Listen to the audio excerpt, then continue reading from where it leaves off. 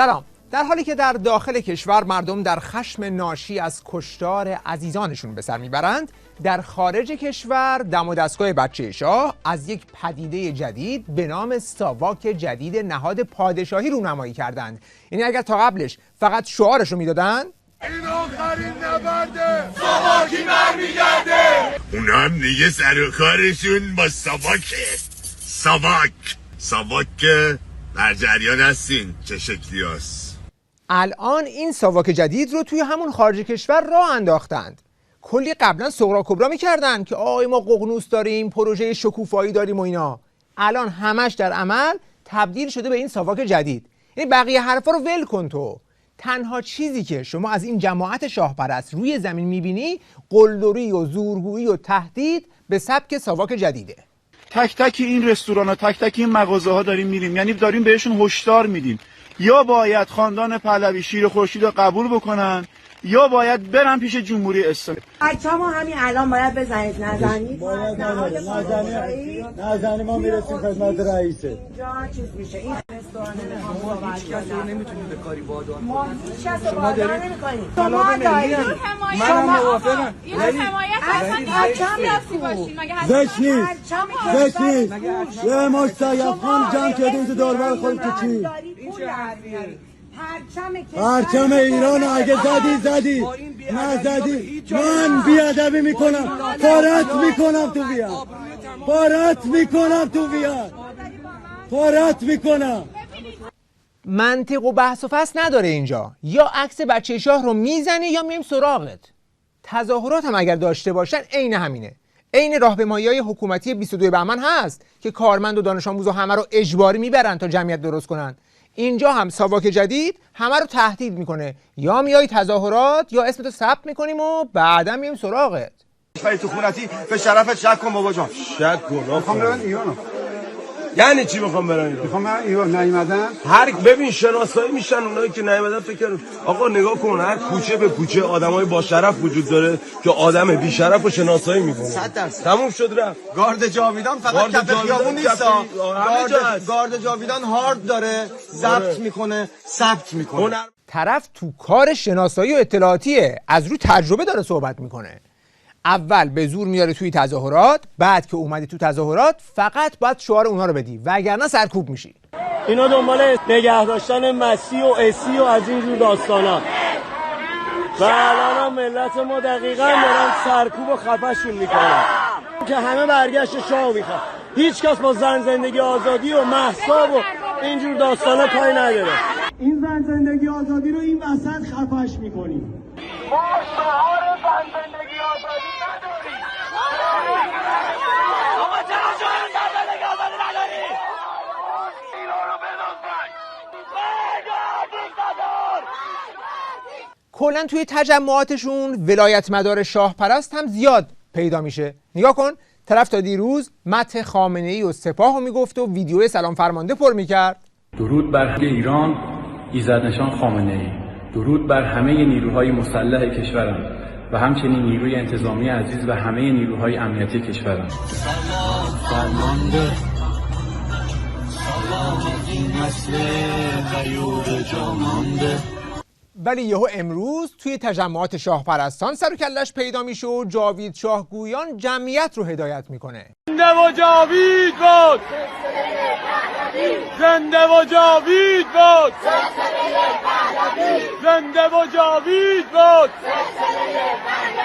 حالا اینکه چند تا از این بسیجی‌ها توی تجمعات اینها هست خدا داند، ولی هرچی هست شباهت بین جماعت حزب فقط حزب الله با جماعت جاویدگویان پهلوی خیلی زیاده. استفاده ناچیز از فکر، رفتار خشن، حالات عصبی چهره، دهان پر از دشنام، همه اینها رو میشه توی هر دو مشاهده کرد.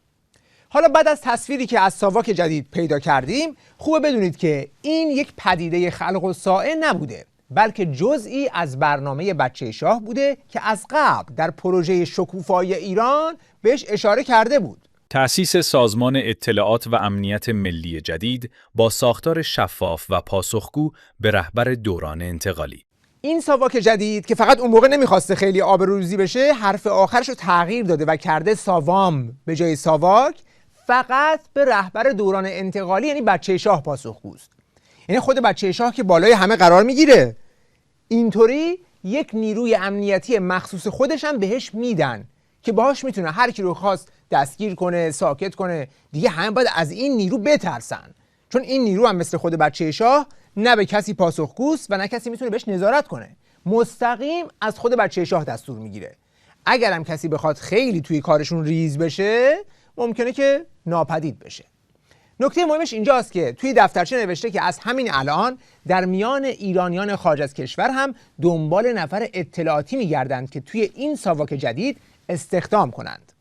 به کارگیری نیروهای امنیتی متخصص در میان ایرانی‌های مقیم خارج که پیشینی آنها به طور کامل بررسی و تایید شده است برای اعزام به ایران. استفاده فوری از این افراد برای برخی نقش‌های کلیدی در حوزه قضایی، سایبری، قانونی و امنیت اجرایی در ساختار دولت گذار. پس میگه پیشینه افراد رو بررسی میکنیم. ملاک بررسی چیه؟ کیا توی این مدت توی خارج از کشور از خودشون آمادگی برای جنایت و خشونت نشون دادن، به اینا پستای امنیتی میدن. من قسم خوردم هند جگرخوار زمان بشم. من قسم خوردم که دیگه هیچ لای سر زن و بچه هاتون میارین که تاریخ بترسه، که بنویسه. از کوچکترین فرد خانواده‌تون تا اون 100 سالتون رحم نمی‌کنید. حتی به زن حاملتون هم رحم نمی‌کنید. جاوید شاه تا ابد. می‌جنگیم که رضا شاه دوم برگرده ایران، نه شخصی به اسم آقای رضا پهلوی به عنوان رئیس جمهور. شده باشه بدتر از جمهوری اسلامی که باش جنگیدیم با شماها می‌جنگیم. به خونریزیش باشه کف خیابون خونم می‌ریزیم. هر کی هم میخواد بیاد بگه نه ما مثل اینا نیستیم، نه آقا ما بدتر از ایناییم، بدتریم. این یه نما از ساواک جدید نهاد پادشاهی بود. وقتی توی کشورهای دموکراتیک اینجوری میخوان خون بریزن، دیگه حسابشو بکن که برای داخل کشور چه خوابهایی دیدند. برای اینکه یک تصویری پیدا کنیم که چه خواب و خیالی برای آینده دیدند، یه نگاهی به دفترچه اضطراری بچه شاه میکنیم. این دفترچه رو بچه شاه و شرکا خیلی عجله‌ای بعد از جنگ 12 روزه بیرون دادند، چون طرف در 40-50 سال قبلش که کاری نکرده بود، فقط با پول ملت از این تعطیلات به اون تعطیلات رفته بود. بعد یهو انگار بهش گفتن تو هم باید یه برنامه‌ای بدی و اینم این دفترچه رو داد که شد حکایت همون نادان مصری که سخن گفت و دشمن دانست و دوست، که در مصر نادانتر از وی هموست. عنوان دفترچه اضطرار خیلی جالبه، برای اینکه اضطرار یعنی بیچارگی و درماندگی. متوجه هستین؟ ولی ایران به نظر من نه بیچاره است نه درمانده. یعنی این اسنادی که منتشر شده هدفش ادامه جمهوری اسلامی هست و قانون اساسیش با بعض تغییرات که اونا هم روشن نیست. یعنی نگفتن که این تغییرات چیه. گفتین که اینا ما رو کنار گذاشتن، پادشاهی خانه مشروطه رو کنار گذاشتن. واقعا مهم نیستش، ما اونا رو کنار گذاشتیم.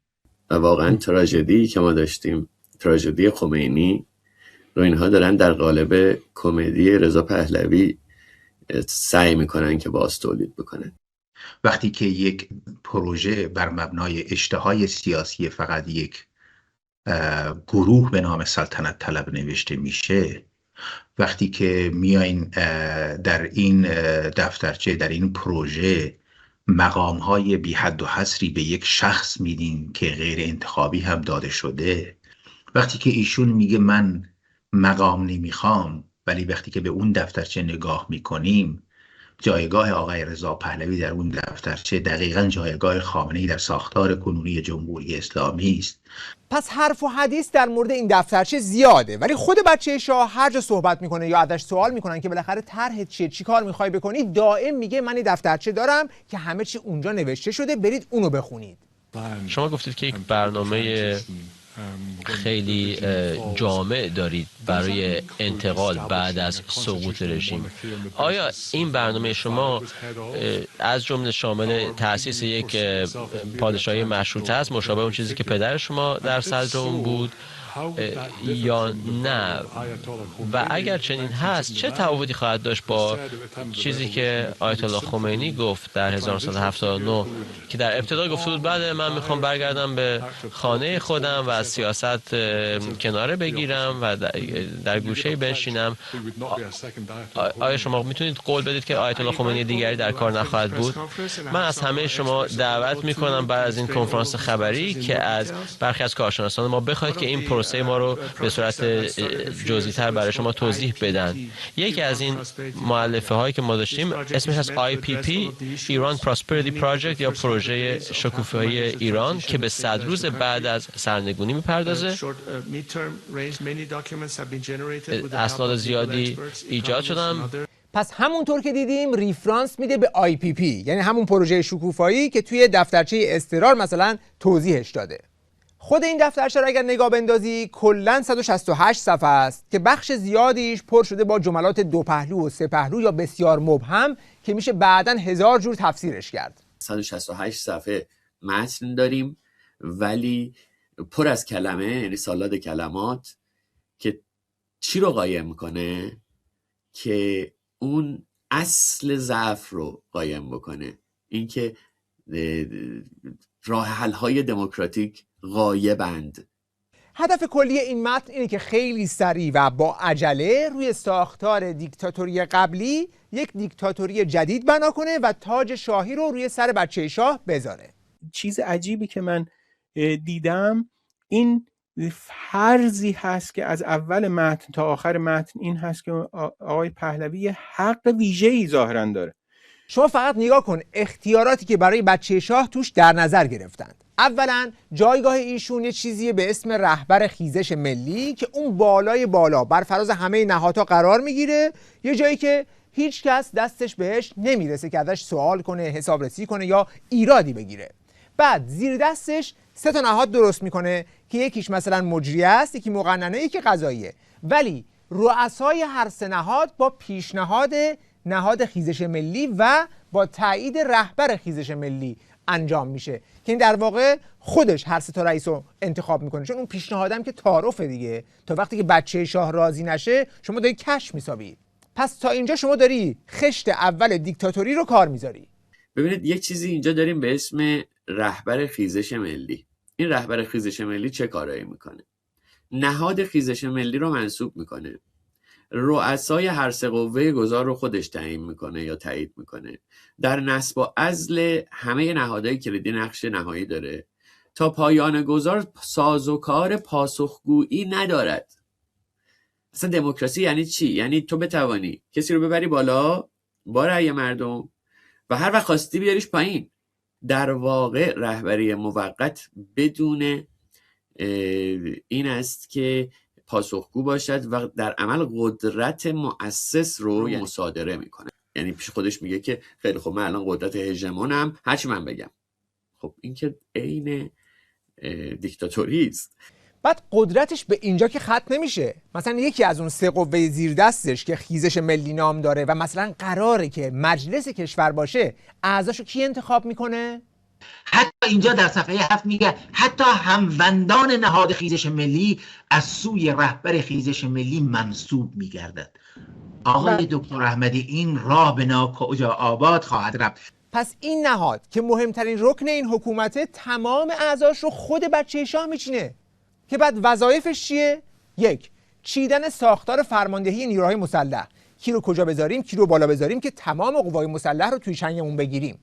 دیگه چی؟ تغییرات قانون اساسی، کدوم قانون رو عوض کنیم، کدوم قانون جدید رو وضع کنیم. یعنی به هر مانعی بر سر قبضه کردن قدرت برخوردیم، امروز قانونش رو میذاریم، از فردا اجرا میکنیم. هم که ماشاءالله دیگه هم نظرن دیگه، کسی که نظر مخالف نمیده. بعدی تعیین بودجه دولت گذار، یعنی بدون هیچ نظارتی پولها رو میتونیم تقسیم کنیم.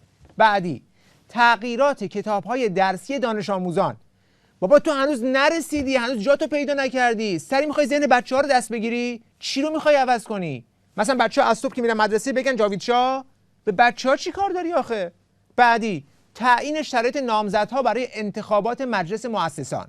این در واقع این نهاد میشه همون شورای نگهبانی که میتونه همه کاندیداهای مخالف بچه شاه رو از رسیدن به مجلس مؤسسان حذف کنه و رد صلاحیت کنه. یعنی میخوام بهت بگم تمام تصمیمات مهم کشور توسط نهادی گرفته میشه که تمام اعضاش رو یک شخص انتخاب کرده. اگر این دیکتاتوری نیست پس چیست؟ چیزی که الان ایران رو میتواند درست اداره بکند و نمایندگی بکند به نظر من یک شوراست، شورایی که همه در اون نمایندگان خودشون رو ببینند. افرادی که گرایش سیاسی دیگری دارند یه دفعه خودشون رو مواجه نبینند با گروهی که شعار مرگ بر اینها رو سر میده. بنابراین یک رهبر به نظر من به سختی میتواند این جامعه رنگارنگ رو نمایندگی بکنه. مشکل دیگه این دفترچه اینه که چون عجله داره که بچه شاه رو به تاج و تخت برسونه، سریع یه رفراندوم پادشاهی یا جمهوری بذاره تا تاج رو روی سر خودش سفت کنه. یعنی درست مثل خمینی قبل از اینکه محتوای اون حکومت مشخص باشه که چی هست، قبل از اینکه دود و دمها بخوابه، قصد داره سریع خر سلطنت رو با این رفراندوم فکر از این پل رد کنه. در مورد رفراندوم سلطنت گفتید ما در یک رفراندوم حق نداریم برای نسل بعد و بعدتر برای نسل به دنیا نیامده تصمیم بگیریم که یک نفر دیگر رو صرفاً به خاطر اینکه از یک ملوکانه تولید شده بر تو برتری دادیم ای نوه ندیده من. میگه شما بیخود کردید، مگه خودم عملیات امروز خودم رو ندارم؟ به نظر من اولا گنجاندن سلطنت در یکی از گزینه ها، سلطنت موروثی، و تصمیم گرفتن به جای 3 نسل آینده 10 نسل آینده، این خودش غیر دموکراتیکه. اینها میخوان برای نهاد سلطنتی آینده یه رفراندوم آریانه بگذارند، یه رفراندوم سلطنت میخوایم بگذارند و تومارشو ببندن و بشود دوباره سلطنت موهبتی است الهی که از طرف خدا تفویض شده و فلان و فلان.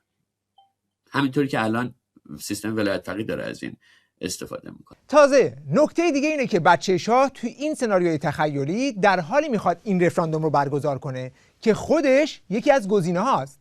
مثل میمونه که داور بازی خودش نوک حمله یکی از تیما باشه. حالا اگر فکر کردید که حق بازی بچه شاه فقط همین بود، باید بگم که اشتباه کردید. در این سند اومده که همزمان با این رفراندوم نوع حکومت قراره که یک همه پرسی دیگه برای تعیین سرنوشت سران نظام هم برگزار بشه. این دیگه چیه؟ یعنی چی؟ بذار تا برات بگم. این رفراندوم هم 2 گزینه داره. یعنی ملت باید انتخاب کنن که سران نظام رو طبق استانداردهای بین المللی محاکمه و مجازات کنیم، یا برای اینکه روند گذار سریع‌تری بشه همه رو ببخشیم و بفرستیم پیکارشون. چقدر حقوق بشری! خود این رفراندوم گذاشتن برای اینکه سرنوشت اون جنایتکاران چه بشه، خود این که زیر سوال هست. اصلا شما حق ملت رو نمیتونی بذاری به رفراندوم. اصلا شما نمیتونی رفراندوم بذاری زنان رو مجبور به رعایت حجاب کنی. ببینید همه پرسی، پیشنهاد هم پرسی برای تعیین سرنوشت سران رژیم بین محاکمه و مجازات یا بخشش ملی یک دوگانه ای رو میگذاره، ولی تعیین نتیجه کیفری رو به رأی عمومی میسپاره. اساسا شما حقوق ملت رو چجوری میتونی بذاری به رفراندوم؟ نمیشه. یعنی من رو برای شکایت از یک آدمی که حقوقمو نقض کرده به رفراندوم نمیتونی بذاری. خشم میشه به خاطر اینکه ما با یک پدیده که یعنی یک مسئله موردی که روبرو نیستیم. ما از دهه 60 خونخواه داریم. ما اعدام‌ها، قتل عام زندانیان سیاسی دهه 60 رو داریم. سال 78 سعید زینالی هنوز معلوم نیست کجاست. سال 88 اون جنایت بزرگ. 96 97 98 زن زندگی آزادی، همین الان 1404. اینها چیزی نیست که رفراندوم برگزار بکنیم و بعدن چون باز ممکنه این رهبر انقلاب تمایلش رو بیاد در یه رفراندوم بگذاره بیش از 50% 51% رو بیاره و حق 49% از مردم رو نادیده بگیره. نمیشود. پس ببین، برخلاف جست حقوق بشریش، این رفراندوم برای دربردن جنایتکاران از قضا برای مالوندن حق دادخواهی همه قربانیان این رژیمه. چون اگر امکان دادخواهی باشه، دادگاهی برگزار بشه، کیا میرن شکایت میکنن؟ خانواده‌های اعدامی‌های دهه 60، 67، 30,000، سال 88، سال 96، سال 98، 401، همین حالا 404.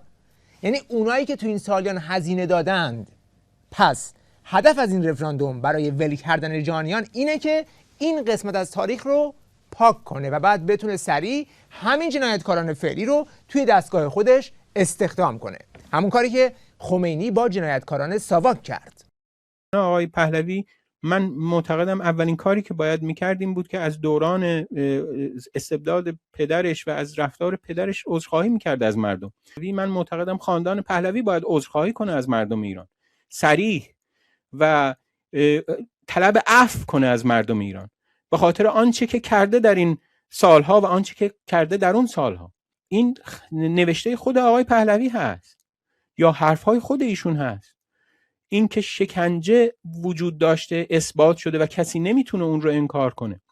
اگر عدالت انتقالی قرار هست اتفاق بیفته در ایران و اگر قرار هست این اندوه تاریخی یک جایی متوقف بشه، یک جایی ما تنفس بکنیم، ملت ایران بتونه تنفس بکنه، اتفاقا باید با اون دوره پهلوی هم تصفیه حساب بشه، نه اینکه اون بشه الگویی برای آینده. چطور ممکنه 40 سال پیش الگو بشه برای آینده؟ چطور نمیتونن آرزوی زندگی در یک دولت دموکراتیک داشته باشن؟ حداقل تو خیال هم نمیتونن. چه عیبی داره که بگیم اصلا شکنجه نباشه؟ اون 5 نفر رو شکنجه کرده، این 50,000 نفر رو. خب چه عیبی داره تو تخیل بگیم که شکنجه نباشه، اعدام نباشه؟ مگه مسابقه است که ما بگیم که یکی کمتره یکی بیشتره پس اون بهتره؟ نه، من مجبور نیستم بین شکنجه‌گرا انتخاب کنم. و اگر قرار هست به دوره عدالت انتقالی ما داشته باشیم در دوره گذار، اون عدالت انتقالی باید شامل هر دو حکومت بشه. موضوع دیگه ای که توی این دفترچه خیلی بهش پرداخته شده، حقوق و امتیازاتیه که برای نیروهای سرکوبگر رژیم فعلی، یعنی همین سپاه و انتظامی، در نظر گرفته تا اونها رو به خدمت بگیره. مثلا تاکید میکنه پرداخت به موقع و کامل حقوق، مزایا و خدمات رفاهی تمام پرسنل نظامی و انتظامی باید در اولویت باشد تا از سرخوردگی و نارضایتی اونها جلوگیری شود.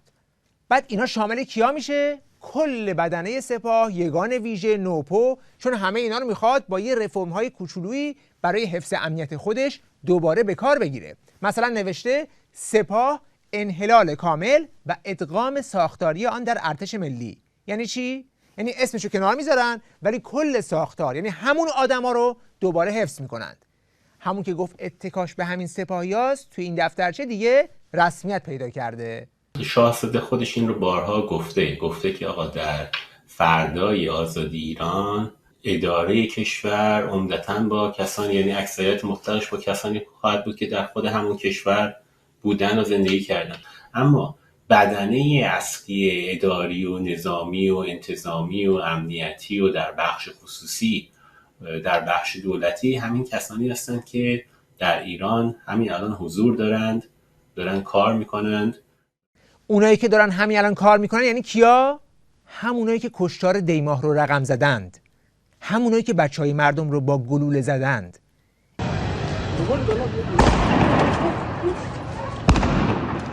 اینا دیگه فقط سرا نبودن که، این همه کشتار توی همه شهرها، یعنی کل بدنه سپاه درگیر بوده. همینا رو میخوان دوباره به کار بگیرن و بندازن به جون ملت.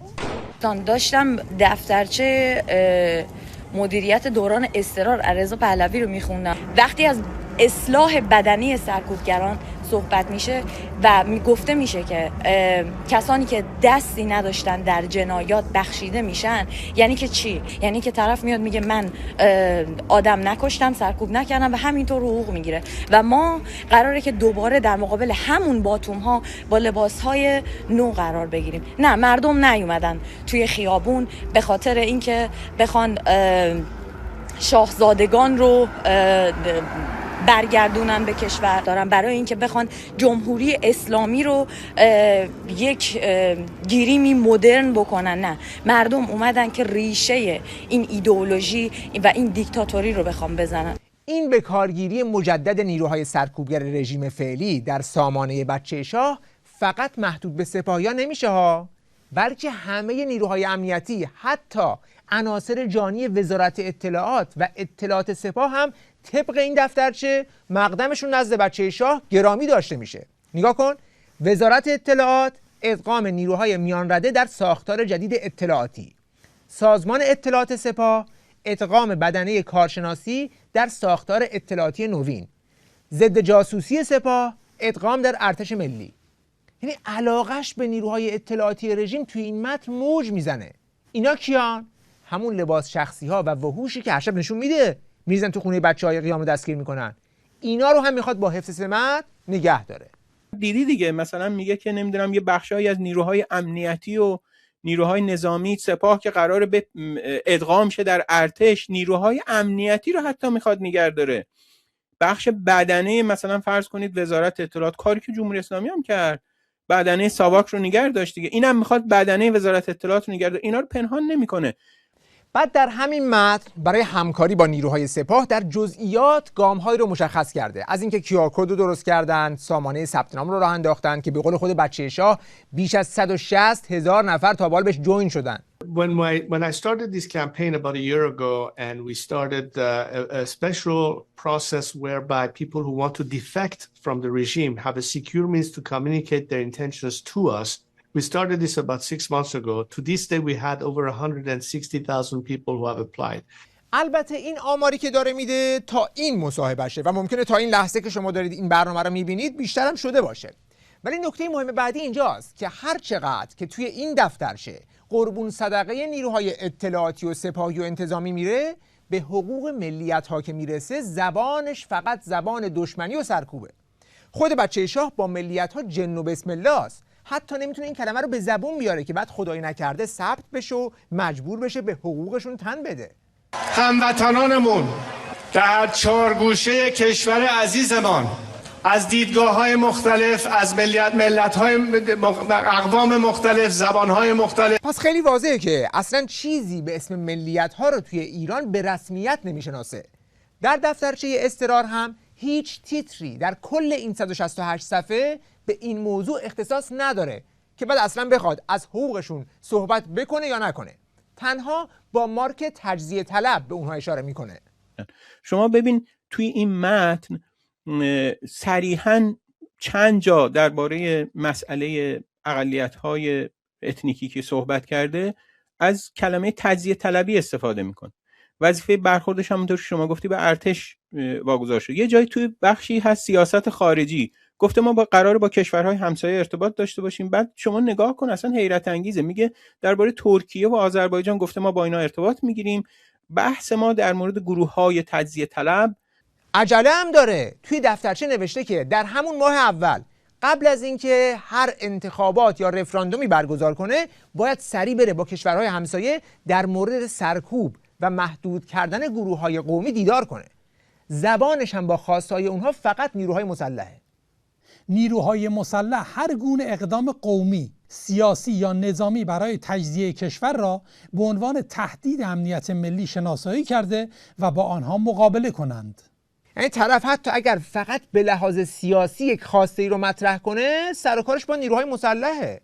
اعمال یه سری مقرراتی مثلا منع رفت و آمد در مناطق خاص یا اختیار دادن به ارتش برای مثلا مقابله با آن چیزی که گفتن تجزیه طلبی. یه عمر ما داریم میگیم آقا نهاد نظامی در سیاست نباید دخالت بکند. چون به نهاد نظامی اصلا نمیتونید اختیاری بدهید که در جای کاری بکند. این رو باید دولت، حکومت و مقام‌های سیاسی تصمیم بگیرند که نهاد نظامی در کجا وارد عمل بشود. این نگرانی رو ایجاد میکنه که 28 مرداد 1158 خمینی فتوا داد علیه کردستان که آقا جان بروید سرکوب بکنید، ارتش فرستاد. حالا اینا یه پله این بدتر میان، خود نهادهای نظامی رو به نوعی سرخود میکنند. یا مثلا جایی که توی کل متن به سیستان و بلوچستان و استانهای مرزی اشاره شده، جایی که میخواد بگه باید در اونجا نیروهای آتش مستقر بشن. چند خط پایینترش هم تحت عنوان اقدامات کلیدی در 10 روز اول بعد از سرنگونی، برقراری حکومت نظامی در 20 شهر بحرانی و پرخطره که این رو خیلی سربسته برگزار میکنه نمیگه که این 20 شهر کدوم شهران و اصلا با کدوم نیرو میخوای حکومت نظامی راه بندازی، با همین سپاه فعلی؟ بعد چرا اصلا وضعیت این 20 شهر باید بحرانی و پرخطر باشه؟ چرا باید بعد از سرنگونی که تازه میخوایم به آزادی برسیم دوباره حکومت نظامی برقرار بشه؟ ولی اینجا این دسته باز رو داده که ما حکومت نظامی برقرار میکنیم در هر جایی که دلمون خواست.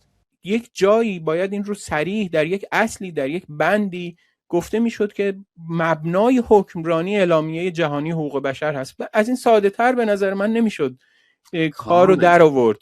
ببین توی متن یکی دو جا کلمه حقوق بشر رو میتونی پیدا کنی، ولی اساساً متن مبناش نیست به هیچ عنوان. وقتی که شعارشون مرگ بر فاسد و فلان و این هاست، حقوق بشر اصلا غایبه، به خاطر اینکه اگر شما بخواید بیایید و اعلامیه جهانی رو بگذارید وسط، اون وقت دست شما رو میبنده برای این جور کارها. اینها میخوان پاکسازی و قلقم بکنن. و نکته مهم دیگه اینه که این دوران اضطراری گذار چقدر قراره طول بکشه. توی خود متن گفته حداقل 18 ماه و حداکثر 36 ماه، یعنی 3 سال. ولی به همینم قانع نبوده، باز به خودش دسته باز داده که هر چقدر بخوایم میتونیم تمدید کنیم. چطوری؟ اون سه نهاد و خود بچه شاه میتونن با هم توافق کنن که 6 ماه دیگه ادامه بدیم. این تموم شد، دوباره 6 ماه دیگه. و در تمام این مدت هم نهاد همه کاره مملکت همون بچه شاه با همون نهاد خیزش ملیه که همه نفراتش هم خودش انتخاب کرده. ببینید یکی من خیلی نگران کننده است تو این متن این هست که دوره گذار اول گفتن که بین 180 روز تا 3 ساله. بعد گفتن قابل تمدیده. گفتن قابل تمدیده تا 6 ماه میشه تمدید کرد. هر سه نهادی که آقای پهلوی منسوب کرده باید مثلا به اکثریت آرا تصویب کنه که 6 ماه میتونه تمدید شه. بعد باز به این بسنده نکرده، گفته بیشتر از اونم اگر بخواد تمدید بشه باید به رفراندوم گذاشته بشه. این اصلا هولناکه. یعنی شما خودت قرار رفراندوم رو میتونی تا 10 سال این ادامه بدی. و نکته جالب اینه که علاوه بر همه اینها همون اول سند یه جمله ریز نوشته، مثل این قوطی سیگارا هستش که زیرش ریز می نویسن که سرطان زاست. اینم همون اول یک جمله نوشته سلب مسئولیت. دیدگاه‌های نویسندگان این نشریه لزوما نشان دهنده مواضع کارفرمایان اونها نیست. یعنی چی؟ یعنی کارفرما که بچه شاه باشه فردای روزگار میتونه به این سند هم پایبند نباشه، چون هیچ جای این سند چیزی رو امضا نکرده به اسم خودش، به هیچ چیزی متعهد نشده. فردای روزگار اگر هر جا خواست میتونه زیر این میز بزنه و بگه برو اون جمله ریزه رو بخون، من اونجا از خودم سلب مسئولیت کردم، من که گفته بودم لزوما اینا رو اجرا نمی‌کنم. در یک کلام این دفترچه اضطرار راهنمای تولید یک سلطنت و ساواک جدید با استفاده از ساختار فاشیسم مذهبی فعلیه. خواب و خیالی که بچه شاه و شرکا در سر دارند، ولی با وجود ایستادگی مقاومت ایران، آزادی خواهان واقعی و شورشگران سراسر ایران هیچگاه تحققش رو به چشم نخواهند دید. وقت بخیر و خدا نگهدار.